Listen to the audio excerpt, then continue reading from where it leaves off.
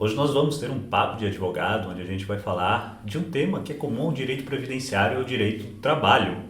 Por isso eu convidei um especialista na área de direito do trabalho para vir aqui explicar para a gente o assunto. Meu nome é Otávio Salum e hoje a gente vai tratar de acidente de trabalho com o advogado especialista Márcio Gandra. Vem comigo. Bom, como eu disse para vocês, o direito do trabalho e o direito previdenciário tem muita coisa em comum, até porque a pessoa que trabalha um dia presume-se que vai se aposentar. E também há implicações, por exemplo, como na matéria de acidente de trabalho, há implicações na área trabalhista e implicações na área previdenciária. Então, por isso a gente trouxe hoje o especialista, Dr. Márcio Gandra.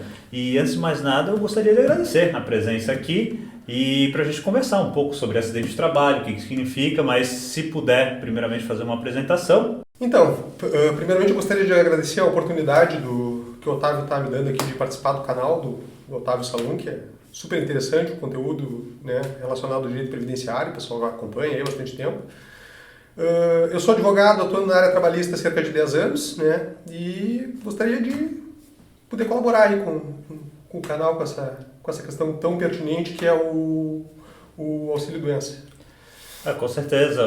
Na verdade, né, eu agradeço novamente o convite. A gente queria saber primeiro o que é acidente do trabalho, que é o tema do vídeo de hoje, e principalmente porque, claro, quando a gente fala de acidente de trabalho, pessoal, o trabalhador que se machuca no trabalho é um acidente de trabalho, mas tem outras maneiras de acidente de trabalho e também das implicações. Então, se você pudesse explicar para o pessoal que está assistindo a gente o que seria um acidente de trabalho.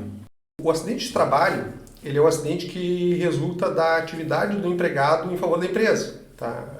O acidente, quando o empregado eventualmente sofre um evento que vai causar alguma lesão, que possa lhe incapacitar ou até mesmo levar à morte, sendo esse acidente ocasionado em virtude do trabalho que ele exerce para a empresa, isso se configura como um acidente de trabalho. E para a lei trabalhista, esse acidente ele é só quando acontece dentro da empresa ou se, por exemplo, se o trabalhador estiver indo para o trabalho, se acidenta de moto, por exemplo, que acontece bastante, como seria isso? Também é considerado um acidente do trabalho? Também é considerado, nesse caso, um acidente de trabalho. É o que se chama de acidente de trajeto. Tá? A proteção dada é a mesma para o acidente de trabalho normal, né? Mas aí nessa condição em que o empregado ele pode estar fora da empresa. E se acontece um acidente de trabalho com o empregado, se ele cai de moto indo para o serviço, que agora a gente sabe que isso é um acidente de trabalho, ou se ele tem algum evento dentro da empresa, o que ele deve fazer, o que a empresa deve fazer, o que deve ser feito para comunicar, para, enfim, falar desse acidente de trabalho? Bom, primeiramente, acho que a primeira medida a ser tomada quando acontece isso é procurar um atendimento médico, né? Pode ser uma questão de urgência e tal, então o empregado ele deve procurar atendimento, tá?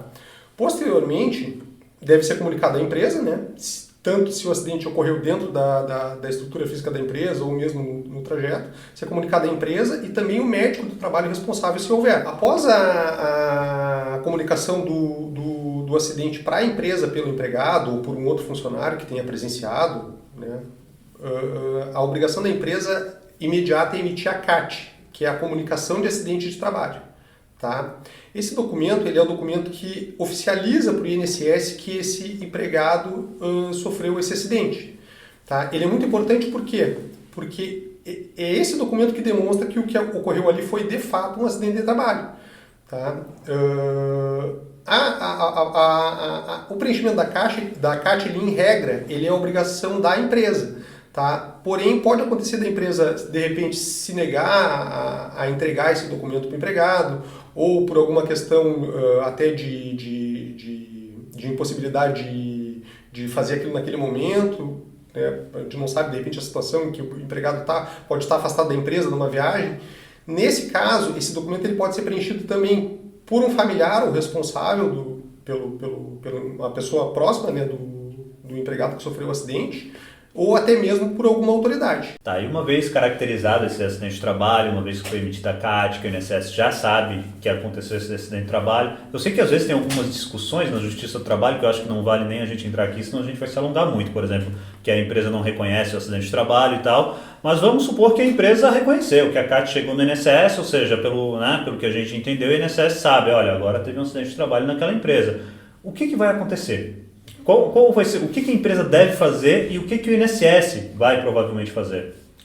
Bom, a empresa, tendo cumprido a determinação de fazer a emissão da CAT, que é a Comunicação do Acidente de Trabalho, né, encaminhado isso para o INSS, esse empregado ele vai ser enquadrado primeiramente num auxílio-doença.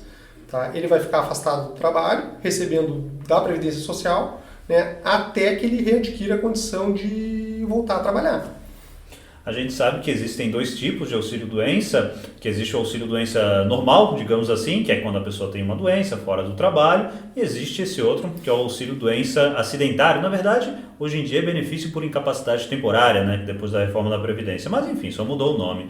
Então, falando desse benefício, desse auxílio-acidente por acidente de trabalho, desse auxílio-doença, melhor, porque auxílio-acidente é outro benefício, o que o trabalhador tem direito, enfim, o que ele vai receber por causa disso? Então, Otávio, nesse período, a pessoa ela fica recebendo do INSS, tá? Enquanto ela estiver recebendo o auxílio-doença. Porém, quando ela retornar ao trabalho, caso ela recupere a condição, né, de voltar a trabalhar, ela retorna para a empresa e ela passa a ter direito a um período de estabilidade. Tá? Essa pessoa não vai poder ser desligada da empresa, salvo hipótese de uma demissão por justa causa ou, eventualmente, se a própria pessoa se ela pedir as contas ou, em última análise, se fizer algum acordo com a empresa para indenizar esse período de estabilidade. E a pessoa pode receber, por exemplo, vamos supor, porque, né, pelo que a gente entendeu, enquanto a pessoa estiver machucada ou estiver doente, se for em decorrência do acidente de trabalho, ela vai ficar afastada e o INSS vai pagar.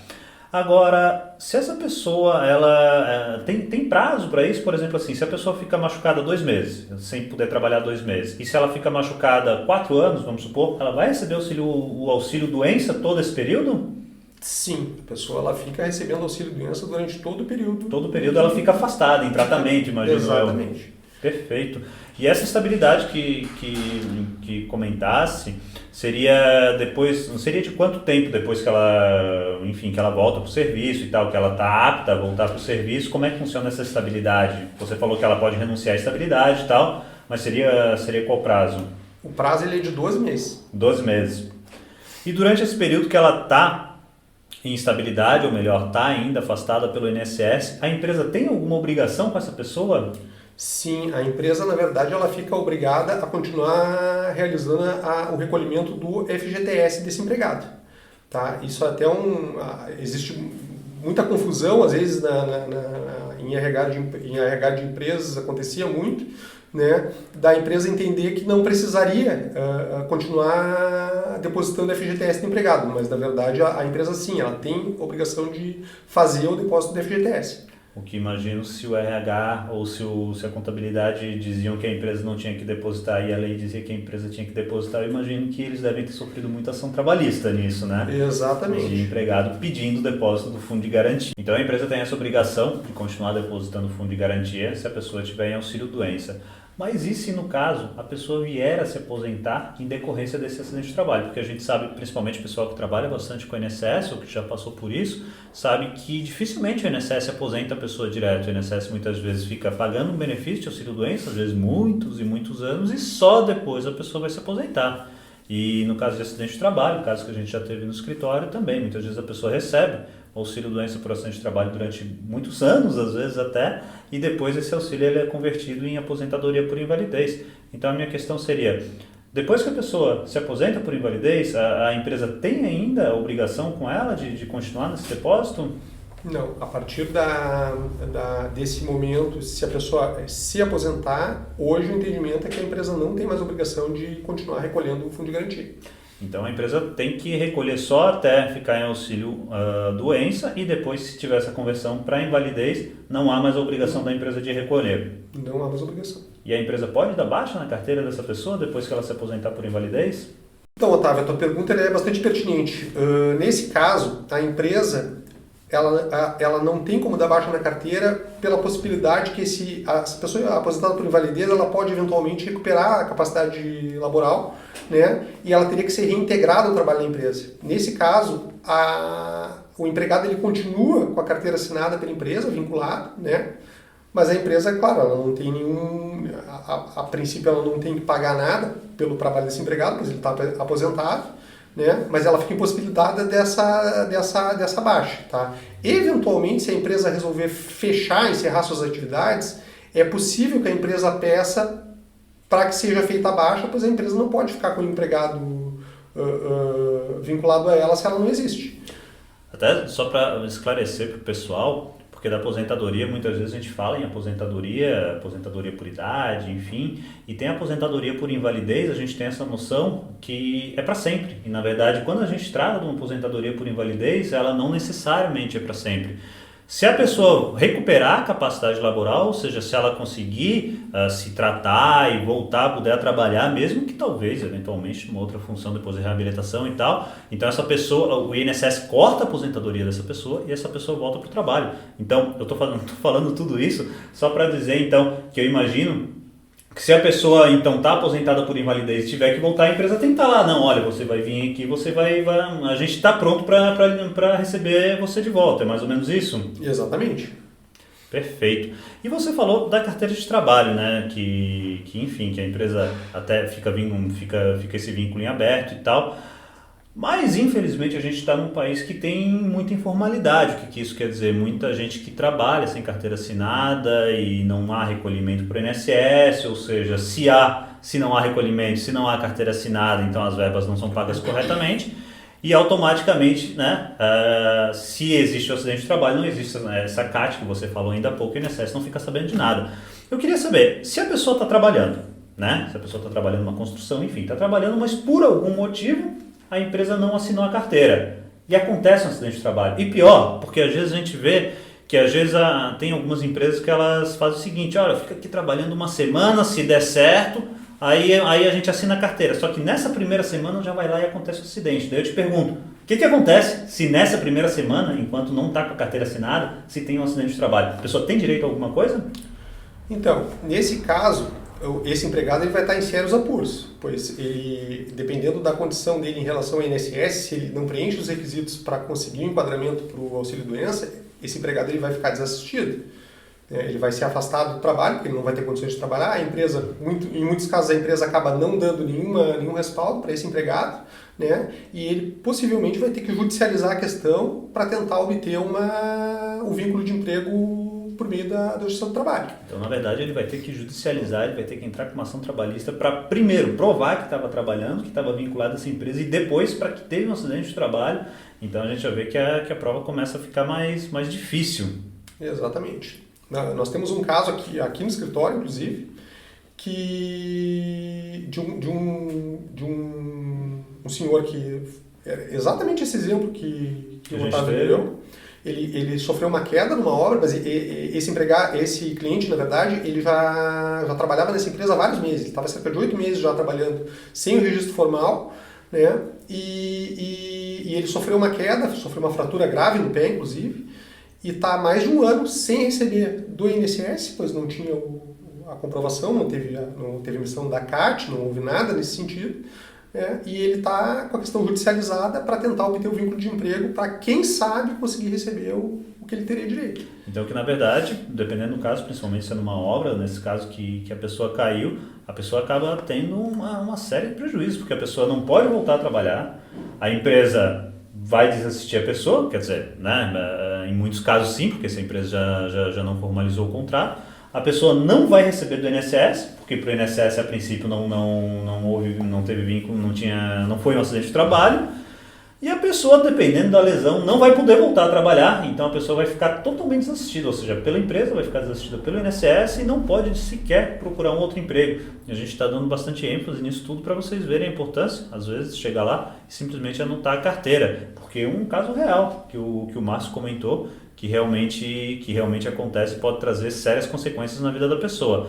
Mas vamos supor que daí a pessoa conseguiu voltar a trabalhar, quer dizer, se ela entra com a ação trabalhista, ela ganha, então nesse caso, ela vai ter os direitos dela, todos garantidos. Sim, exatamente.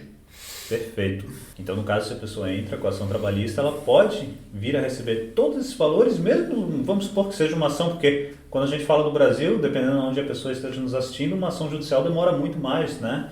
Então, se a pessoa ficar muito tempo discutindo na justiça, depois ela recebe tudo, claro, desde que ganha o processo, ela chega a receber todos esses valores? Exatamente, Otávio. Na verdade, se propõe uma ação na Justiça do Trabalho, né, pleiteando o que seja reconhecido vínculo de emprego, né, desse empregado que sofreu o acidente.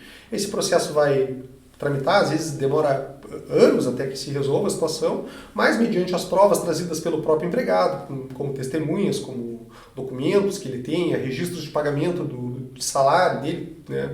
Tem uma infinidade de elementos que se usa no processo trabalhista para conseguir comprovar que havia uma relação de emprego naquele momento em que ocorreu o acidente.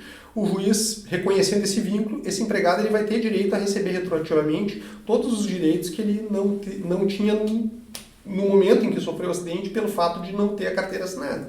O que, na verdade, então, pelo que eu entendi, pode trazer uma situação como essa pode trazer grande prejuízo para todo mundo. Porque, claro, o funcionário que ficar todo esse tempo sem receber, não precisa nem dizer o prejuízo que ele vai sofrer, né? Para a empresa, se ela tiver que pagar todo esse retroativo, ou seja, todo esse atrasado, imagino eu que na Justiça do Trabalho vai ter juros, vai ter correção, né?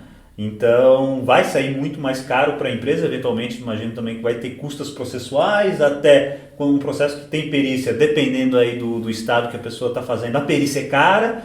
Então, se você puder falar um pouquinho disso, porque na verdade, pelo que eu entendi, todo mundo vai ter um prejuízo muito maior, na verdade, né? Por um simples fato que não foi feita a anotação lá no início.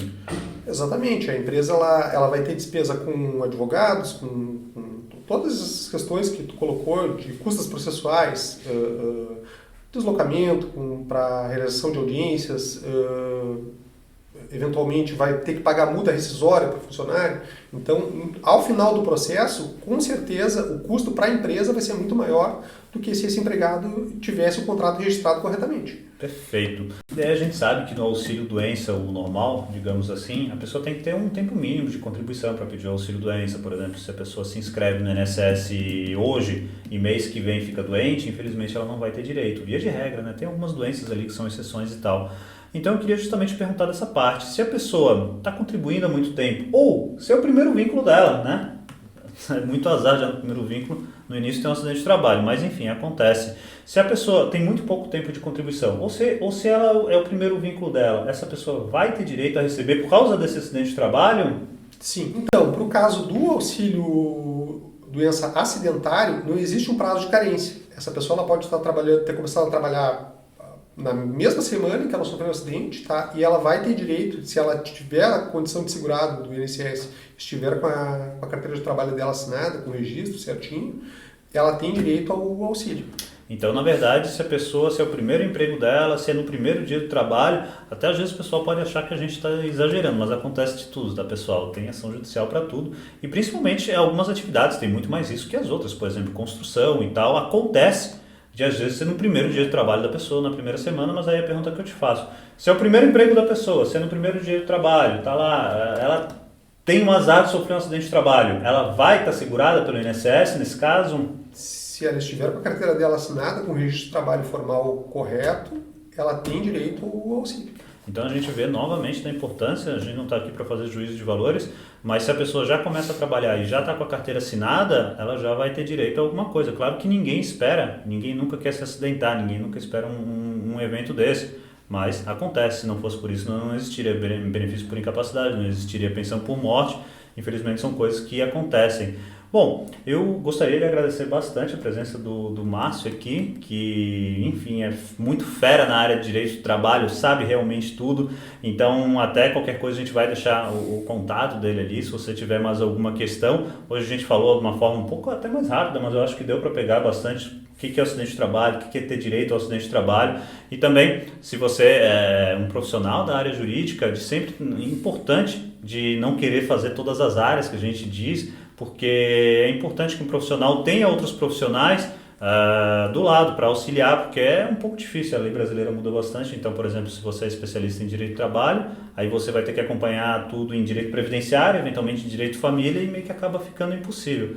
Então, novamente, queria te agradecer, muito obrigado. Eu que agradeço pela oportunidade, Otávio. Foi muito interessante aí ter essa conversa sobre essa relação do direito do trabalho com o direito previdenciário, né? E eu espero que tenha esclarecido aí as dúvidas do pessoal, né?